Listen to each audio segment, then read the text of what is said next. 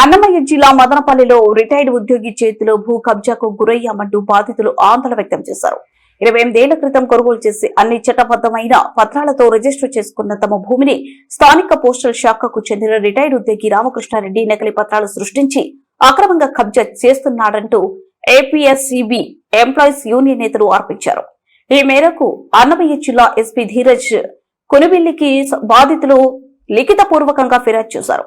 రాయచోటిలో నిర్వహించిన ప్రజా సమస్యల పరిష్కార వేదిక కార్యక్రమంలో యూనియన్ నాయకులు చిన్నప్ప, రామయ్య తదితరులు జిల్లా ఎస్పీని కలిసి తమకు న్యాయం చేయాలని వేడుకున్నారు. ఆ పాస్బుక్ లో మా అప్పుడున్న సెక్రటరీ గారు బాబురావు ఇంటర్ని మాకు అందరికి రిలీజ్ చేసినాడు. ఆ రిలీజ్ చేసిన తర్వాత 1993లో మాకు రిలీజ్ చేసినాడు. తర్వాత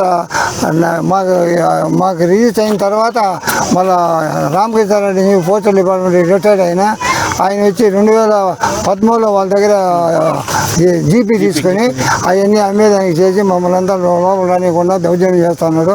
కాబట్టి ఆ విషయం అంతా ఎస్పీ గారు చెప్పాలని నుంచి మాట్లాడుతున్నాం. ఆయన 54 ఫైళ్ళు ఆయన సీజ్ చేసినారు.